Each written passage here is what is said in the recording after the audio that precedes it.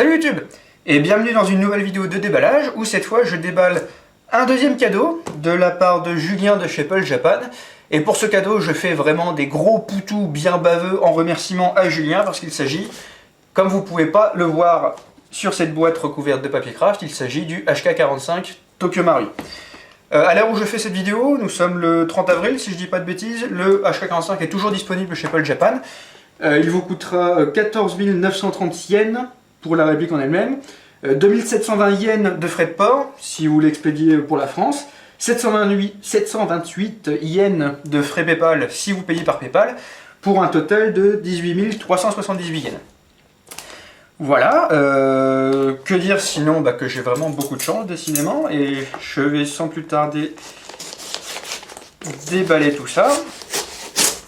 Hop. Et voilà. Et voilà le HK45 Tokyo Marui. Le moins qu'on puisse dire, c'est qu'il nous aura fait attendre. Ça fait plusieurs années qu'il est annoncé. On a eu les prototypes en résine, on a eu de quoi bien baver pendant quelques temps. Et ça y est, cette fois, il est là. Je l'ai devant moi. Je vais insérer le chargeur. Et le voilà, il est là. Je l'ai enfin.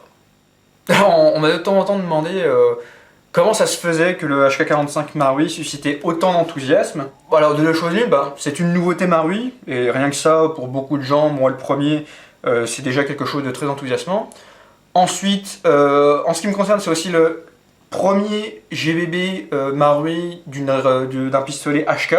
Alors bien sûr, on a eu le Mark 23 auparavant, mais c'est un NBB. Là, on a vraiment un GBB, donc à culasse mobile, et ça, c'est quand même autrement plus amusant à utiliser à mon avis. Alors, à la limite, on pourrait se demander pourquoi un HK45. Le HK45, si vous ne savez pas, c'était la proposition de HK au programme Joint Combat Pistol de l'armée américaine. Ils avaient lancé un programme visant à remplacer tous les pistolets utilisés dans les forces armées américaines. Et ce pistolet, c'était la proposition de HK. On avait eu par exemple Smith & Wesson qui avait proposé le MEP, on avait Beretta qui avait proposé le PX4 Storm, on avait FN qui avait proposé le FNP45 si je ne dis pas de bêtises. Le programme a été annulé, je crois pour des raisons de coût, et la plupart des marques ont décidé néanmoins de commercialiser le pistolet qu'ils avaient créé pour ce programme, et ça donc c'était la réponse de HK à ce programme. Si je ne dis pas de bêtises, c'est donc plus ou moins une évolution du HK P2000, qui lui-même était une évolution du HK USP Compact, qui était une variante de l'HK USP Full Size, qui lui-même était une variante du Mark 23. Autant dire que ça remonte à loin. Ce qui est assez amusant, c'est que c'est une évolution de l'USP, mais que par rapport à l'USP, on a moins de cartouches dans le chargeur. Je parle du vrai, bien sûr. C'est-à-dire que l'USP embarque 12 cartouches de 45 ACP, tandis que le HK45 n'en embarque que 10. Comment on explique ça? En fait, HK s'est concentré sur le design de la poignée, le but du jeu étant de la faire aussi ergonomique, aussi confortable que possible.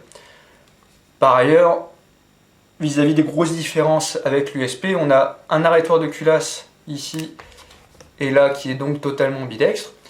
Et on a également un rail qui cette fois n'est plus un rail propriétaire mais un rail Picatinny sur lequel donc on peut fixer un large éventail d'accessoires. Sinon, au niveau des détails familiers, on a bien sûr le levier d'éjection du chargeur qui est ici et là, qui est donc ambidextre. Et contrairement à beaucoup d'autres répliques où il faut appuyer sur un bouton, là il faut pousser un levier. C'est ça qui permet de éjecter le chargeur. C'est un coup à prendre, certains aiment, certains détestent. Moi j'aime bien, je trouve ça plutôt pratique.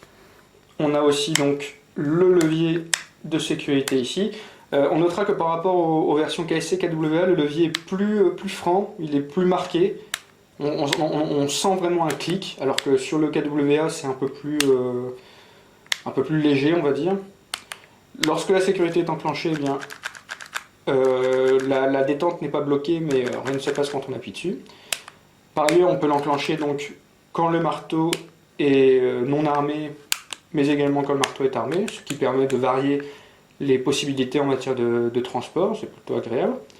Le décoqueur est fonctionnel, c'est-à-dire que si je baisse le levier comme ça, ça désarme le marteau, ce qui est également bien pratique. On peut également noter les très beaux marquages de Tokyo Marui, HK45, 45 auto, ici un matricule, le HK45 en bas de la poignée, le HK45 auto et le matricule sur la chambre, le Tokyo Marui Made in Japan au crayon d'échappe pas, le logo ASGK. Notez d'ailleurs que la sécurité n'est pas ambidextre. C'est un petit peu curieux quelque part de faire un bouton d'éjection du chargeur ambidextre, un arrêteur de culasse ambidextre et une sécurité que d'un seul côté, mais bon, admettons. On peut jeter un petit coup d'œil à la hausse et au guidon. 3 points blancs, c'est du déjà vu, mais on ne change pas une équipe qui gagne. Je peux power stroker sans problème. Alors on pourrait penser que la présence de 2 arrêteurs de culasse rend le démontage plus compliqué, mais en fait pas vraiment. Il suffit donc... Vous voyez donc sur la culasse il y a une encoche qui normalement recueille l'arrêteur de culasse. Il faut le mettre bien en face, hop, de l'arrêteur de culasse. Ensuite, ça va être dur de le faire devant la caméra.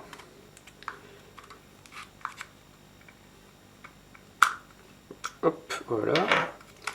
Et ensuite, la culasse vient toute seule. Voilà à quoi ressemble l'interne. On peut voir que la molette de réglage du hop-up a une configuration un petit peu différente par rapport à d'habitude. Et pour cause, en fait, ils ont plus ou moins repris la même idée que pour le PX4, mais qu'ils n'avaient pas utilisé pour le XDM.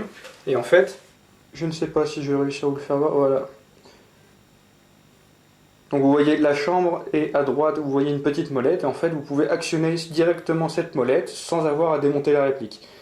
Encore faut-il avoir les doigts assez fins ou éventuellement un petit outil pour vous aider, mais au moins ça vous permet de régler le hop-up sans avoir à démonter la culasse et ça peut toujours être utile dans certaines situations.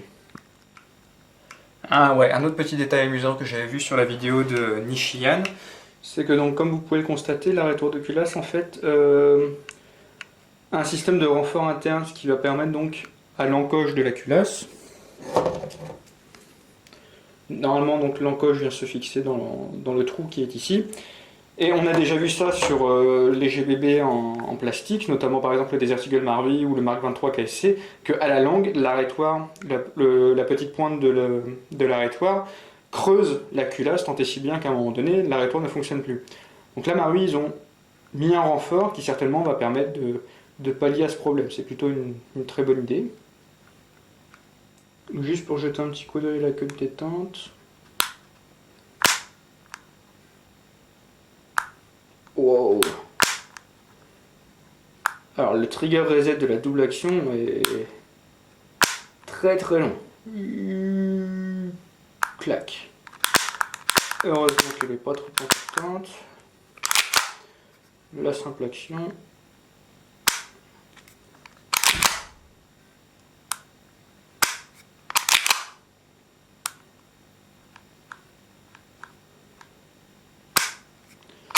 Ouais, bon, ça gratte un peu. S'il y a bien une chose que je reprocherais à Tokyo Marui, c'est bon, les queues de détente qui sont pas forcément très agréables. Là, c'est moyen. Ça gratte un peu, peut-être que ça manque de lubrification, je sais pas, mais... Mais bon, voilà, ça reste un détail.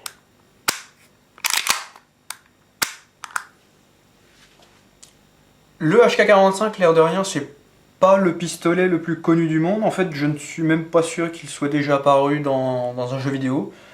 La seule fois où je l'ai vu dans un film, personnellement, c'est dans Le Livre d'Eli, dans les mains de Denzel Washington, si je dis pas de bêtises. C'est assez amusant d'ailleurs, parce qu'à l'époque où le film est sorti, ce pistolet était une nouveauté. Or, le film se passe dans le futur, dans un monde post-apocalyptique, et l'acteur manipule une arme qui a l'air d'être très usée. Et en fait, c'est l'armurier ou les armuriers du film qui ont vieilli artificiellement le pistolet pour qu'il ait l'air d'être assez vieux. C'était un effet plutôt sympa, que j'avais personnellement bien aimé. Voilà, sinon je crois que j'ai à peu près tout dit. Je vais donc faire une vidéo de tir aussi vite que possible. Et moi, je vous dis à une prochaine fois. Salut!